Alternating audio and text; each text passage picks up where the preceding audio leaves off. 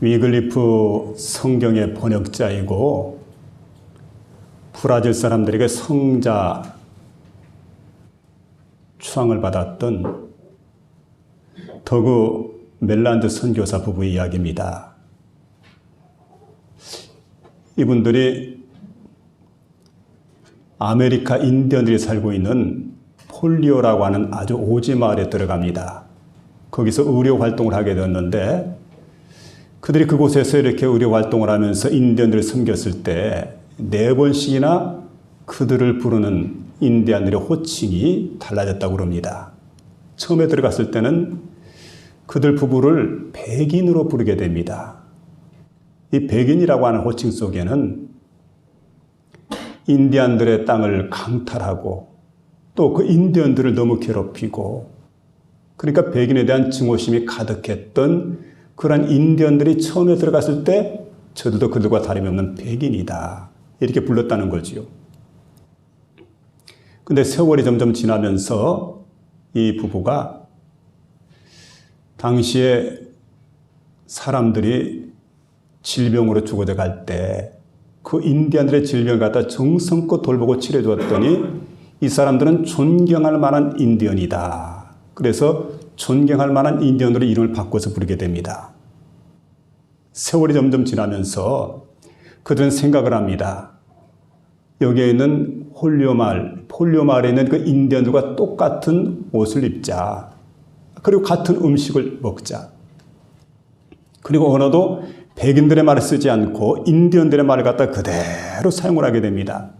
10년 동안 그들의 언어를 사용했더니 한 10여 년 정도 지나고 나니까 똑같이 그들과 같은 언어를 유창하게 구사할 수가 있었던 거지요. 그리고 성경에 위배되지 않는 한 그들의 풍습을 따르자. 그래서 그들의 풍습을 그대로 따라했습니다. 그랬더니 사람들이 그 부부를 가리켜서 백인 인디언이다 이렇게 부르게 됩니다. 그런데 훗날 이 두 부부가 한 인디언 소년의 더럽혀진 그런 그 소년이었는데 발을 씻기 위해서 그 앞에 세숫대야를 갖다 두었습니다. 물을 가득히 채우고 정성스럽게 이 아이의 발을 닦아주었습니다. 근데 그 광경을 지켜보고 있던 인디언 추장이 생각을 합니다. 지금까지 한 번도 백인 가운데서 인디언의 발을 씻어준 적이 없었는데 이 사람이야말로 하나님께서 보내주신 하나님의 사람이다. 그렇게 부르게 됐지요. 그랬더니 그 다음부터 이 부부가 인디언 집을 방문할 때마다 사람들은 이렇게 말합니다. 하나님께서 보내신 하나님의 사람이 우리 집에 오신다. 이렇게 불렀다는 거죠.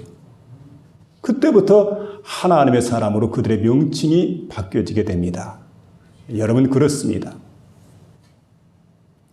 우리가 예수를 믿는 그리스도인이라고 한다면 세상 사람들에게 인정을 받는 그런 모습으로 살아가야 된다는 거죠. 누가 우리를 바라봐도 저 사람은 하나님의 사람이야. 저 사람은 하나님께서 보내신 사람이야. 하나님을 닮은 사람이야 하고 부를 수 있어야 됩니다. 여기 보니까 여러분 이 두 부부의 모습 속에서 인디언들은 하나님을 발견했던 겁니다. 사람들은 우리가 말 잘하는 걸 가지고 감동받지 않습니다. 우리의 삶 속에서, 우리의 모습 속에서, 우리의 행함 속에서 주님 닮아가는 그런 모습, 그리고 사람들에게 감동이 되어지는 그런 모습을 바라보면서 저 사람들은 바로 하나님의 사람이야. 하나님께서 저 훌륭한 사람들을 우리 가운데 보내주셔서 그런 귀한 고백을 하게 될 겁니다. 바로 이와 같은 하나님의 사람이 되어지는 저와 여러분 될 수 있기를 주의 이름으로 부탁을 드립니다. 아멘. 오늘 본문의 말씀을 보니까 사도 바울이 믿음의 아들이었던 디모데에게 편지를 보냅니다. 자, 그래서 디모데 전서가 있고 디모데 후서가 있는데 여기 보니까 이렇게 말하죠. 너 하나님의 사람아.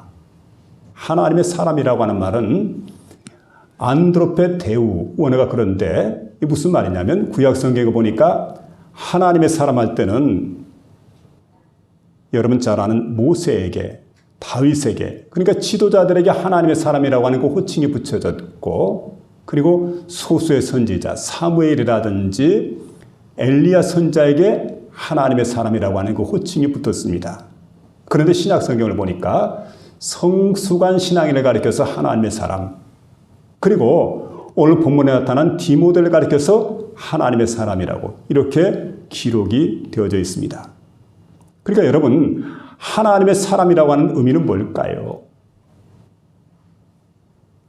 믿음으로 세상을 살아가는 사람, 오직 믿음으로 세상을 살아가는 사람이고, 그리고 하나님 앞에 일평생 헌신적인 자세로 살아가는 사람을 가리켜서 하나님의 사람이다. 이렇게 우리가 말할 수가 있을 겁니다.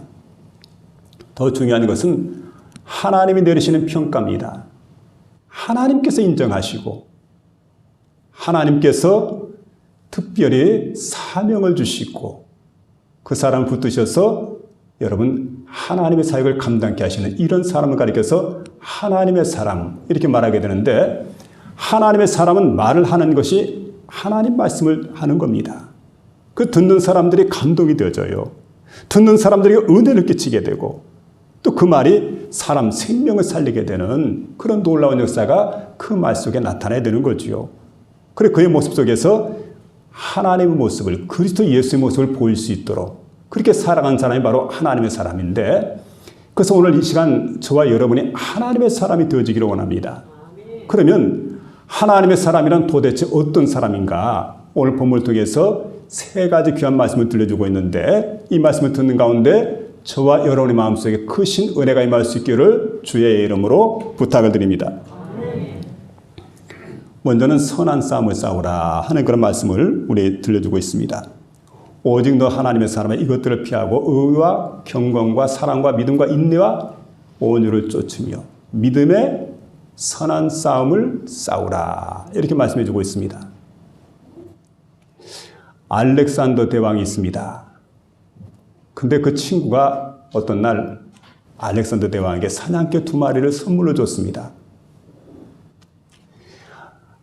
대왕은 신이 나가지고 2마리 사냥개를 이끌고 사냥터에 나갔습니다. 근데 토끼가 1마리 뛰어가는데 토끼를 가만히 쳐다보니 잡을 생각을 하지 않는 거예요. 시간이 한참 지난 다음에 사슴이 또 뛰어갑니다. 그런데 그 사슴을 물끄러미 쳐다만 보고 있습니다.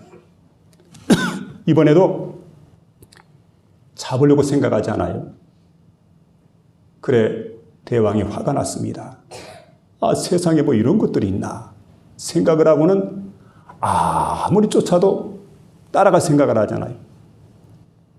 화가 나서 말에서 내려가지고 들고 있던 칼을 가지고 단칼에 사냥개 2마리를 베어버렸습니다. 그리고 훗날 친구를 만나가지고 그 친구에게 말합니다. 여보게 친구, 아니 자네가 준 사냥개 그 2마리가 1마리도 아니고 2마리인데 어찌 사슴 1마리 사냥 못하고 토끼 1마리 사냥 못하는 그걸 사냥개라고 내게 선물로 주었나? 근데 그때 친구가 정색을 하면서 얘기합니다. 대왕폐하, 그렇지 않아요? 내가 폐하께 선물을 줄 때 아무거나 주겠습니까? 그 사냥개는 잘 길들여진 사냥개이기 때문에 토끼나 사슴 같은 거들떠 보지도 않아요. 오로지 사나운 맹수인 호랑이나 사자를 잡는 데 쓰임받는 그런 귀한 사냥개인데, 그랬더니 그 이야기를 들으면서 알렉산더가 후회를 하는 겁니다. 천하의 알렉산더가 판단을 잘못한 거지요. 사냥개의 가치를 몰랐던 거예요. 그래서 커다란 실수를 범하게 된 겁니다. 여러분 그렇습니다. 여러분 내가 누구냐를 우리가 생각해야 돼요. 나의 정체성이 뭔가. 오늘 본문에 보니까 오직 너 하나님의 사람아, 이렇게 우리를 부르고 있습니다. 오직 너 하나님의 사람아, 내가 누구냐는 거예요. 그러면 하나님의 사람이 된 내가 싸움의 대상이 누구인가? 싸움의 대상을 우리가 생각해야 돼요. 어떤 사람은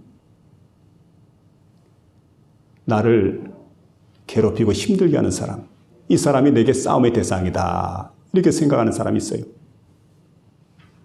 어떤 사람은 내 감정을 건드리는 사람이 내가 싸워야 될 대상이라고 생각하는 사람이 있습니다. 여러분, 그 정도의 싸움을 말하는 게 아닙니다. 그런 싸움은 안 해야 되는 거예요. 이런 혈과 육에 대한 싸움이 아니라 우리가 진정으로 싸워야 될 대상이 누구냐? 하나님의 사람이기 때문에 악한 영과 그를 추종하고 따르는 세력들이 있습니다. 공중에 있는 악한 영들, 그를 따르고 추종하는 세력들, 그들과 싸워서 승리를 거두는 것이다. 이렇게 우리가 말씀해 주고 있습니다. 그래서 여러분, 사도 바울은 오늘 본문에서 말씀하죠. 선한 싸움을 싸우라. 믿음의 선한 싸움을 싸우라. 이렇게 우리에게 말씀해 주고 있습니다.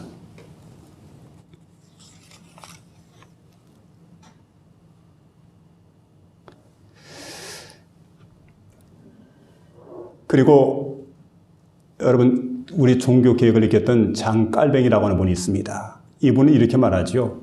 하나님의 교회는 전투적인 교회다. 그리고 언제나 이 교회를 갖다 무너뜨리려고 악한 사탄의 세력들이 계속해서 하나님의 교회를 공격을 하게 된다. 이렇게 말하고 있습니다. 그리고 예수님께서도 말씀하시죠. 세례 요한 때부터 천국은 침노를 당한다. 이렇게 말씀해 주고 있습니다. 그리고 사도 바울은 디모데후서 4장 7절 이하에서 이렇게 말합니다. 내가 선한 싸움을 싸우고 달려갈 길을 마치고 믿음을 지켰다. 선한 싸움을 싸운 거예요. 달려갈 길을 마쳤습니다. 믿음을 지켰습니다. 이렇게 고백을 하고 있습니다. 여러분, 믿음을 위해서 선한 싸움을 싸워야 되는 저와 여러분인 줄로 믿으시기 바랍니다. 그래서 여러분, 선한 싸움이 뭘까요? 내 자신과의 싸움이에요. 그래서 잠언 16장 32절에 보니까 자기의 마음을 다스리는 자는 성을 빼앗는 자보다 낫다고. 그렇게 말씀해 주고 있습니다. 그런가 하면 여러분, 우리는 죄와 싸워서 이기는 자가 되야 됩니다. 자신과 싸워서 이길 뿐만 아니라 죄와 싸워야 돼요. 싸움의 대상이 죄라는 겁니다. 히브리서 12장 4절에 보니까 너희가 죄와 싸우되 아직 피 흘리기까지 대항치 아니하고, 이런 말씀이 있습니다. 어디까지 싸워야 됩니까? 피 흘리기까지 죄와 대항해서 싸워야 된다. 이런 말씀을 히브리서 12장 4절에 우리에게 들려주고 있습니다. 과학이나 경제를 가지고는 우리 인류를 절대 구원할 수가 없어요. 여러분, 과학이나 경제,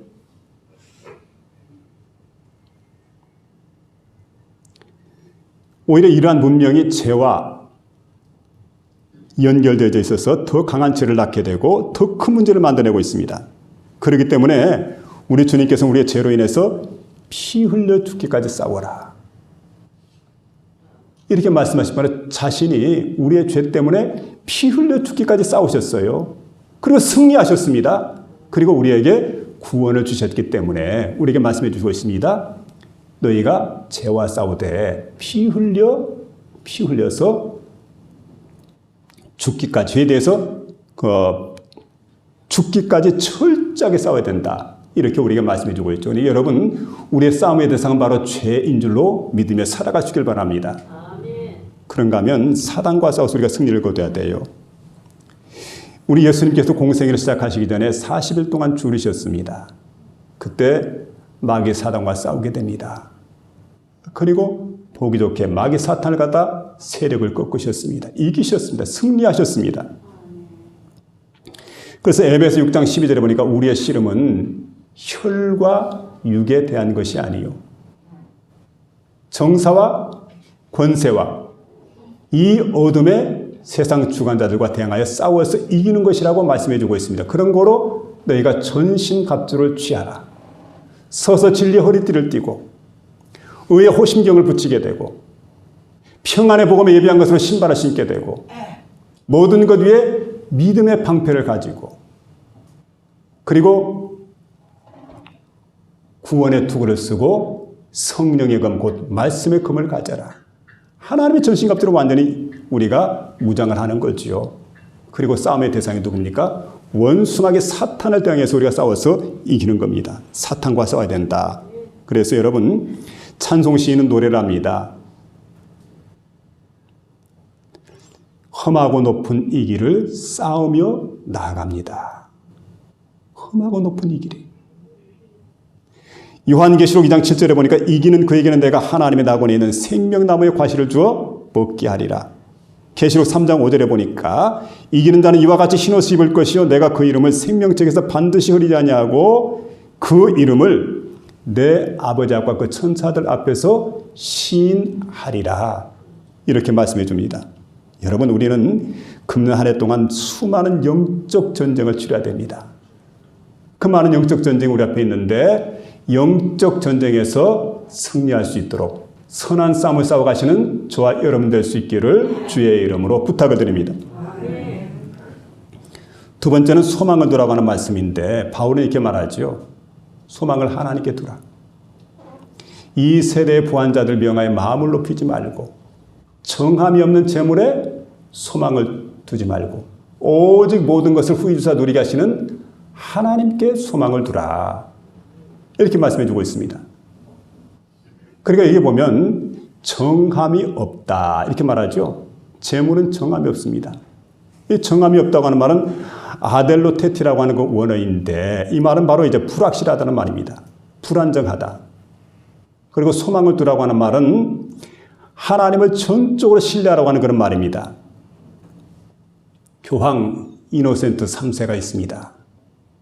어떤 날 스콜라 철학의 대부라고 할 수 있는 토마스 아퀴나스를 불렀습니다. 둘이서 교황 발코니에서 한참 대화를 나누고 있는데 마침 유럽 각국에서 헌금을 가득히 실은 마차들이 계속해서 교황청 안으로 들어오고 있습니다. 교황은 흐뭇한 미소를 짓게 됩니다. 그러면서 이런 얘기를 하지요. 이보시오 선생, 우리 대사도 되신 베드로께서 은과 금은 내게 없거니와 이렇게 말씀하셨는데 그런데 하나님의 은총 가운데 이 교황청에 수많은 헌금이 지금 들어오고 있으니까 우리는 물질 때문에 걱정할 일이 없다고.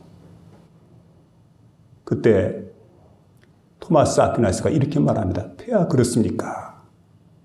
근데 제가 보기에는 물질 때문에 걱정은 없지만 걱정되는 부분이 있습니다. 그게 뭔데요? 성전 미문에 앉아있던 안즈맹에게 은과 금은 내게 없거니와 내게 있는 이것을 내게 주노니 곧 나사렛 예수 그리스도의 이름으로 일어나 걸으라. 그때 주님의 능력이 나타났는데 그 능력이 사라져버렸어요. 그 주 예수 그리스도의 이름의 권세가 사라져버렸습니다. 이게 얼마나 큰 문제입니까? 여러분, 그렇습니다. 물질을 의지하게 될 때 사람들은 그 물질에다가 소망을 둡니다.